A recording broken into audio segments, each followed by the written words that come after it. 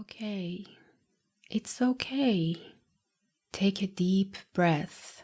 Relax those shoulders. This will be easy, I promise.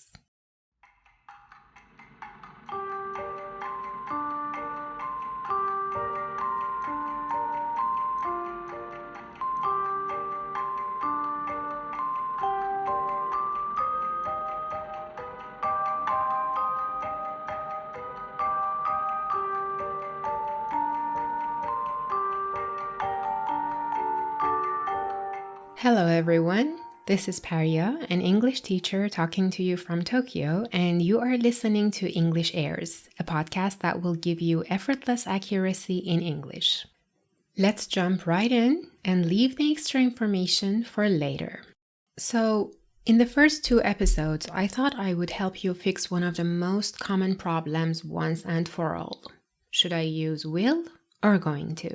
Can you think of your week and tell me one thing that you are going to do and one thing that you will do?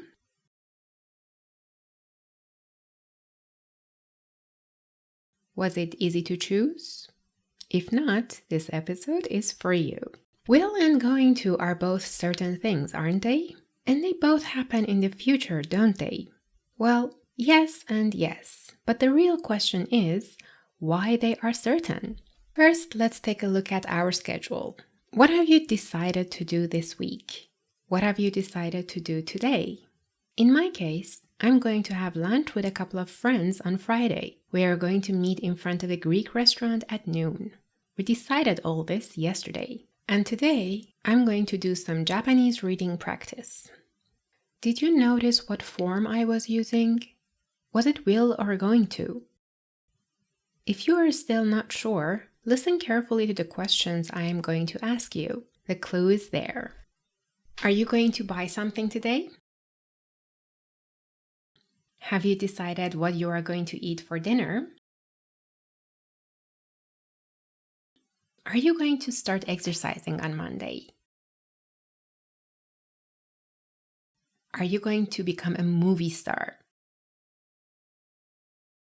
Think about your plans, and it would be great if you could answer me out loud.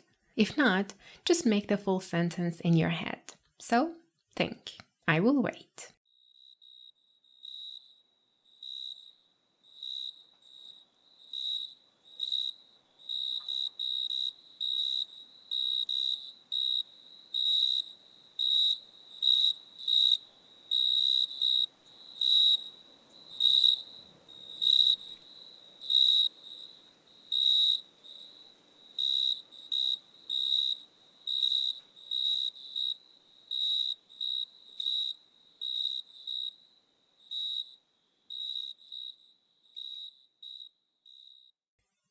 Before we move on to the next part, good luck with your plans. Now, I want everyone who is listening to think about their age. How old are you? If you can, answer me out loud. Now think about next year. How old will you be next year? Again, an out loud full sentence will be best. Well, tell me, have you decided to turn 1 year older? Of course not. You might like your birthday, but it would be great if you could have birthdays without getting old, right? So it wasn't a decision, was it? It's just a future fact. It is something that will be true in the future. In this case, because it's a fixed, regular event. And by the way, happy birthday. So, can you tell me which form to use if you think something will be true in the future? I'm sure you can. Look at your schedule again. What regular events are there? Do you take lessons regularly?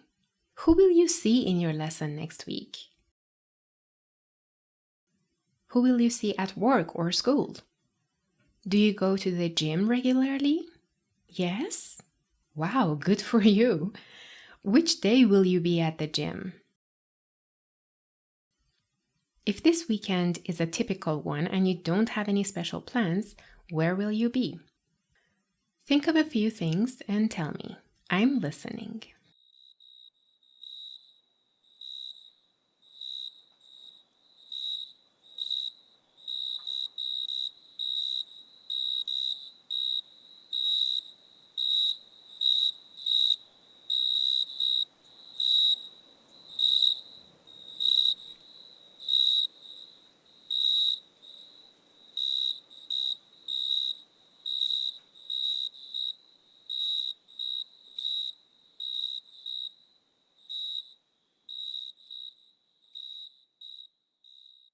Well done! See? You can do it!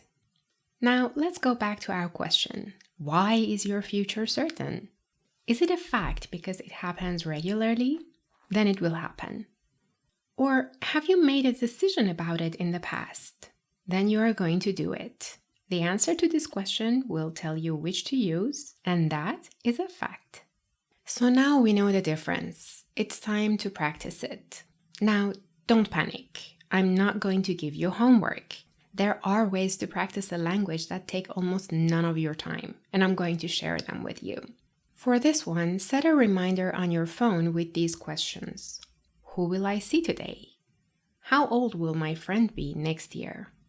Try to choose a different friend every time you answer this question. What am I going to do tomorrow? Set it for a time when you know you will have 1 or 2 minutes to think and answer. 1 or 2 minutes are enough, really. As always, an out loud answer is better.